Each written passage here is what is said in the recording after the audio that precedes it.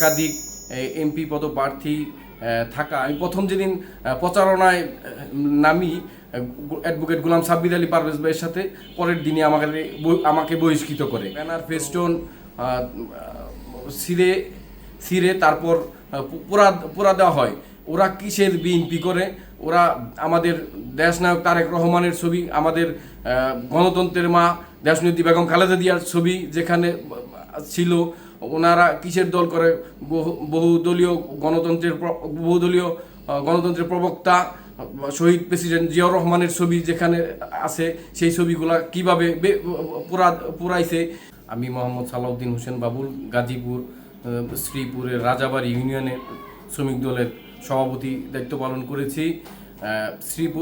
গাজীপুর 3 আসনে একাধিক এমপি পদপ্রার্থী থাকায় আমি অ্যাডভোকেট গোলাম সাব্বির আলী পারভেজ ভাই, ঢাকা জাতীয়তাবাদী ঢাকা ফোরামের যুক্তরাজ্য বিএনপির সভাপতি, ওনার পক্ষ নিয়ে কাজ করার প্রথম দিনই আমাকে অধ্যাপক ডাক্তার এস.এম. রফিকুল ইসলাম বাচ্চু সাহেবের কথার কারণে, বাচ্চু সাহেব শ্রীপুর উপজেলা শ্রমিক দলের সভাপতি, আহ্বায়ক ও সদস্য সচিবকে বলে আমাকে বহিষ্কৃত করে পরের দিনই।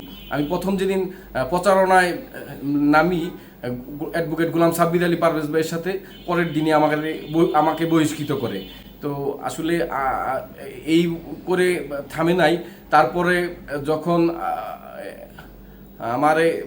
যখন সম্ভাব্য একক সম্ভাব্য প্রার্থিতা ঘোষণা করছে বিএনপির পক্ষ থেকে, তখন বাচ্চু অ্যাডভোকেট অধ্যাপক এস.এম. রফিকুল ইসলাম বাচ্চু সাহেবের সমর্থক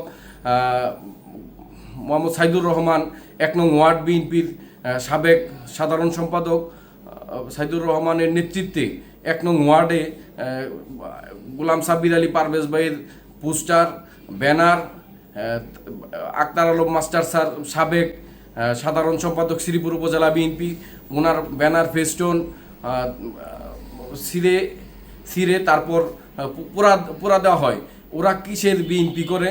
ওরা আমাদের দেশনায়ক তারেক রহমানের ছবি, আমাদের গণতন্ত্রের মা দেশনেত্রী বেগম খালেদা জিয়ার ছবি যেখানে ছিল, ওনারা কিসের দল করে? বহুদলীয় গণতন্ত্রের প্রবক্তা শহীদ প্রেসিডেন্ট জিয়াউর রহমানের ছবি যেখানে আছে, সেই ছবিগুলা কিভাবে পুরাইছে। এটা আমার সিনিয়র নেতৃবৃন্দুর কাছে আকুল আবেদন এই বিষয়গুলা খতিয়ে দেখার জন্য। দল করার স্বার্থে ডিজিএফআই আনা করে আমি 3 দিন রিমান্ডে ছিলাম। 3 দিনে আমার শরীরে কারেন্টের শট দিয়ে বিভিন্ন ক্ষত করা হয়েছিল। বাসা থেকে তখন নিখোঁজ ছিলাম। ওই সময় বাড়িতে অবস্থান করা অবস্থায় যাদেরকে দেখতাম যে দুর্নীতি, চাঁদাবাজি, জমি দখল, যেমন আমাদের নিজের ক্রয়কৃত 12 গুণ্ঠা জমিন একজন ব্যক্তি আওয়ামী লীগের সাহস দেখিয়ে, ভয়ভীতি দেখায় আমাদের কাছ থেকে জমিন জোরপূর্বক নিয়ে নেয়। তা আমার ইউনিয়নবাসী জানে এবং ইউনিয়ন বিএনপিও জানে। কিন্তু ওই ব্যক্তি সম্প্রীতি যে আহ্বায়ক কমিটি, উৎকো কমিটির সদস্য হয়েছে টাকার বিনিময়ে। আমরা এই ধরনের বিএনপি চাই না। সিনিয়র আমার ভাই যখন দেশে আসার পর থেকে যখন এই রাজনীতির পরিস্থিতি, তখন আমাদের সিনিয়র নেতৃবৃন্দদের সাথে বৈশা একটা সিদ্ধান্ত নিল।